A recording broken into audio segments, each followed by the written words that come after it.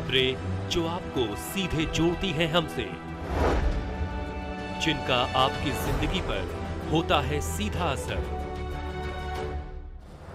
खबरों की वही तस्वीर,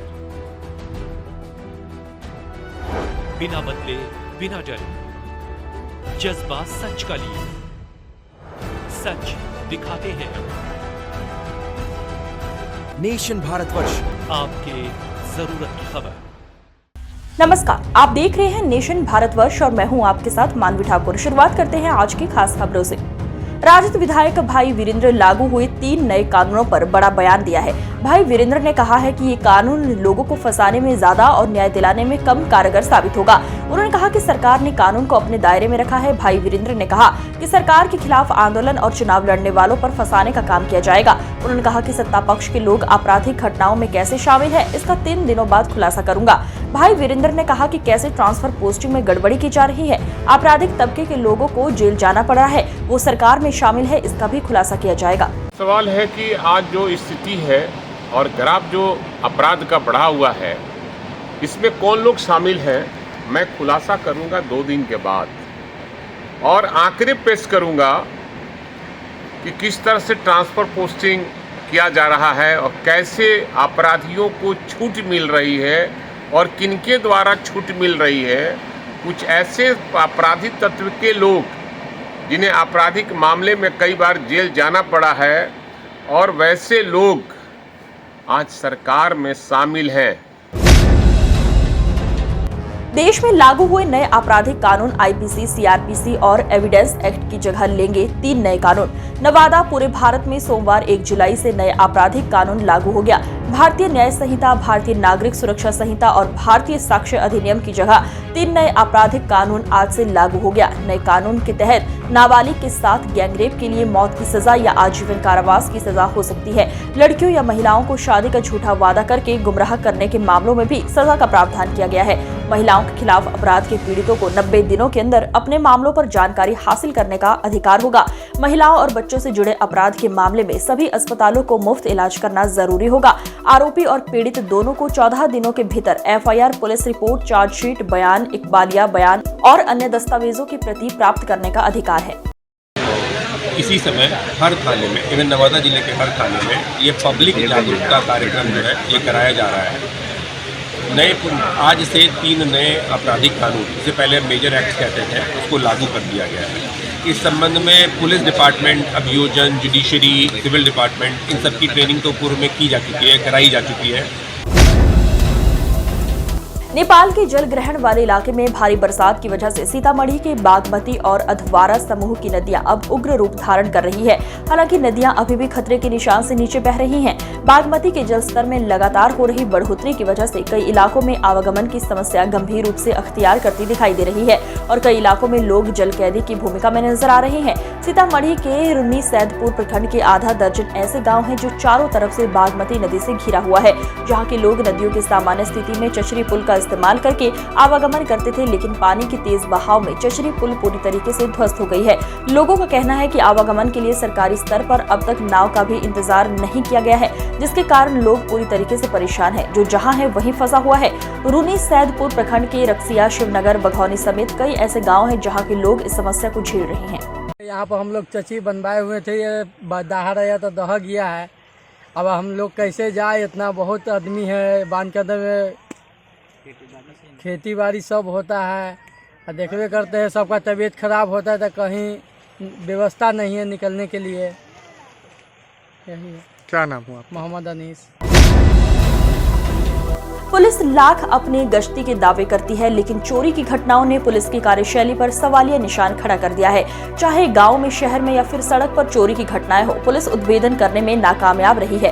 ताजा मामला कैमूर जिले के मोहनिया थाना क्षेत्र के NH2 स्थित पटना मोड़ के समीप खड़े एक ट्रक के टायर सहित गेट का ताला तोड़ कैबिन में रखे हुए कई सामान और बैटरी को चोरी कर ले गए। लगभग 1 लाख से अधिक की चोरी की घटना के बाद सूचना पर पहुंची पुलिस मामले की जाँच में जुट गई है। कैमूर जिले की बात करें तो जिले के अन्य थाना क्षेत्र में भी वाहन चोरी की घटनाएं बढ़ रही हैं, जिसका नतीजा लोग असुरक्षित महसूस करने लगे हैं। मौके पर पहुंचे मोहनिया थाने के एएसआई सतीश कुमार रवि ने बताया कि ट्रक से टायर सहित अन्य सामान चोरी की सूचना मिली थी, जिसकी जांच की गई है।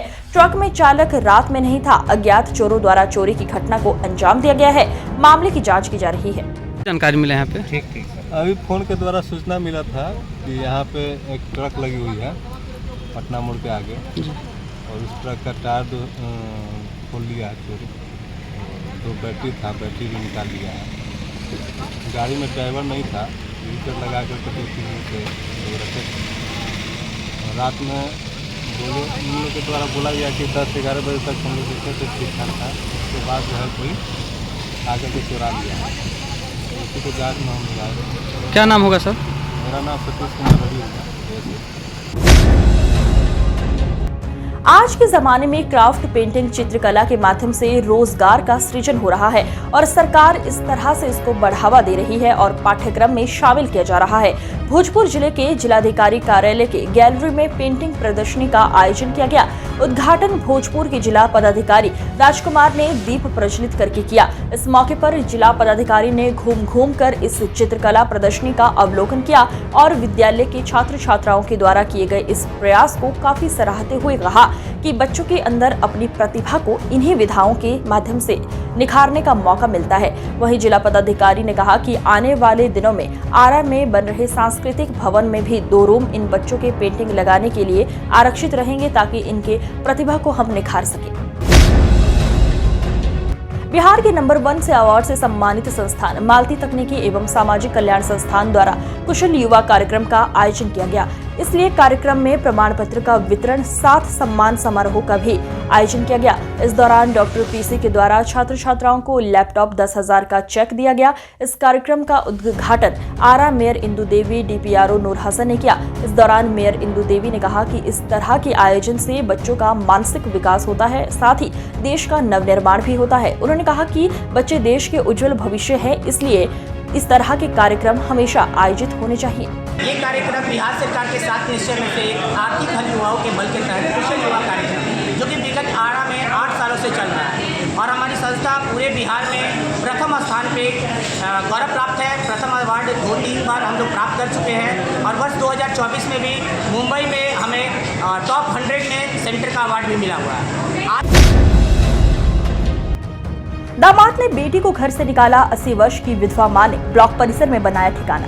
मां बच्चे को अपने शरीर का हिस्सा समझती है, वो बच्चे को खुद से अलग नहीं कर सकती। कुछ यूं ही कहानी है 80 वर्ष की एक विधवा मां की। विधवा बुजुर्ग महिला अपनी बेटी को कैसे खाना पकाकर खिला रही है, ये देखना हो तो मेहदावल ब्लॉक आइए। धन्य हो मां की ममता, बेटी को लेकर दर दर की ठोकरें खाने को मजबूर है लाचार मां।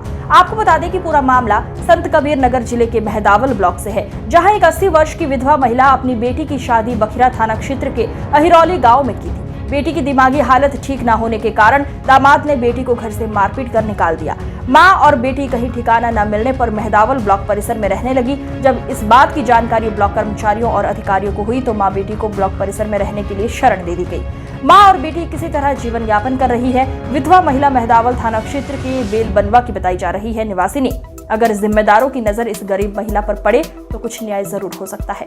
बाबू की याद चला अपने दामाद के कि चला दवाई करा लिया जाए, कहे तेले जो अपन दवाई करा हमरे मान के नाई बा, हम नहीं कराए। हम काली हम बिटिया बिया दे ली, हम कैसे दवाई कराए, हम जिंदगी भर का साई ले ले हैं, जिंदगी भर का तू साई ले ले और निकराल तू रखला, बेकार हो गए तो हम राखी, हम कहाँ से खियाई जब हम राण बाटी, केकर कमाई की है, हमारे खेत बाड़ी बाटल नहीं का केकर कमाई।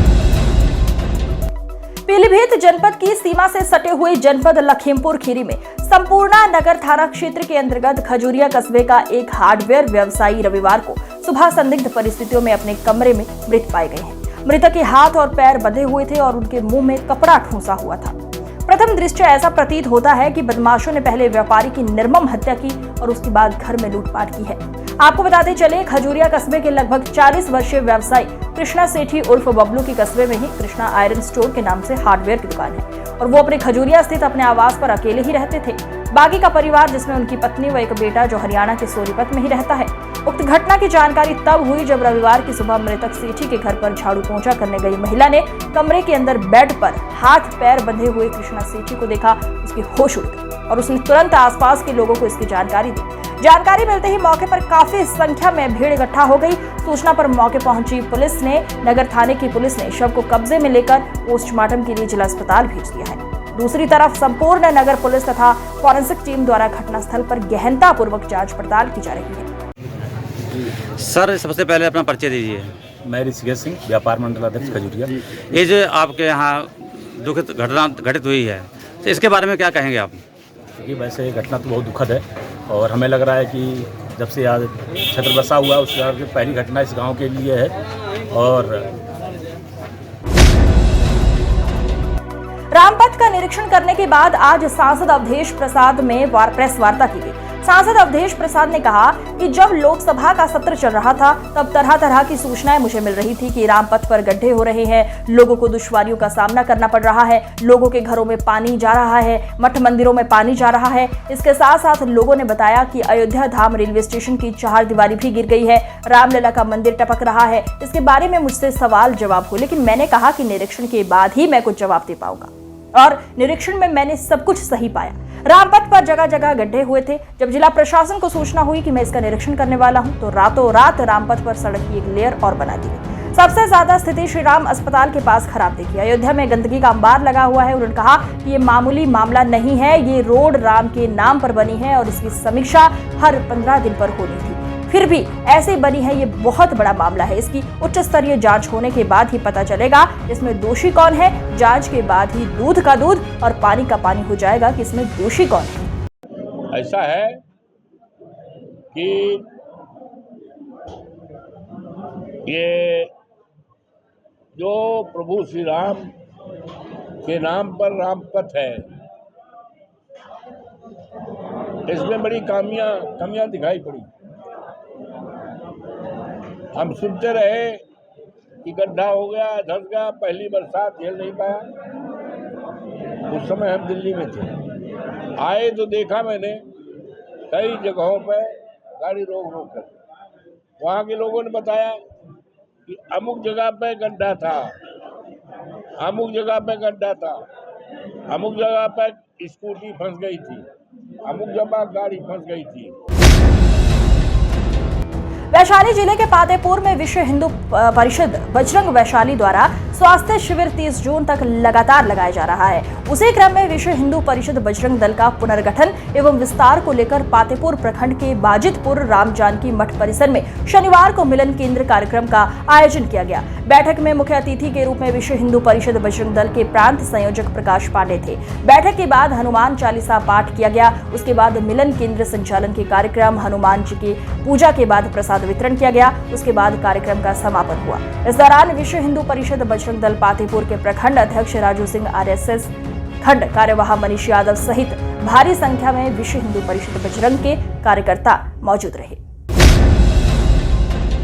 अभियुक्त ताहिर पुत्र जमील निवासी ग्राम सरदारनगर, असालतपुर थाना, भोजपुर जनपद, मुरादाबाद द्वारा काशीपुर में राइट व म्यूचुअल बेनिफिट इंडिया निधि लिमिटेड के नाम से कंपनी बनाकर और स्वयं डायरेक्टर बनकर मुरादाबाद व काशीपुर में कार्यालय खोलकर मुलजिमान द्वारा माह जनवरी 2017 में वादी असलम रजा पुत्र जुम्मा निवासी ग्राम भावपुरा, थाना टांडा, रामपुर के गांव भावपुरा में आकर वादी व उसके साथियों को लोक लुभावन स्कीम बताकर अपना ग्राहक बनाकर और 3,000 रुपए प्रति माह के हिसाब से वादी व अन्य साथियों का 1 वर्षीय फर्जी खाता दिनांक 16/10/2017 को खोलकर 3,000 रुपए प्रति माह जनवरी 2018 तक पैसा जमा करना व वादी अन्य 51 साथियों के 14,30,917 रुपए जमा करना एवं उपरोक्त कंपनी की फर्जी पासबुकें देना, मार्च 2018 में गांव भावपुरा में आना, छोड़कर रफू चक्कर हो जाना और धोखे व 420 से वादी व उसके साथियों का पैसा हड़प लेना।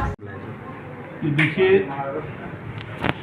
प्रभारी निरीक्षक टांडा और उनकी टीम द्वारा एक अभियुक्त की गिरफ्तारी की गई है जिसका नाम ताहिर है और ये सरदारनगर थाना क्षेत्र भोजपुर जनपद मुरादाबाद का निवासी है। इसके विरुद्ध धोखाधड़ी से संबंधित अभियोग पंजीकृत थे। वर्ष 18 में इन लोगों के द्वारा एक कंपनी बना करके लोगों से पैसा वसूला गया था और धोखाधड़ी की गई थी। इसके विरुद्ध NBW 82 और कुर्की के पश्चात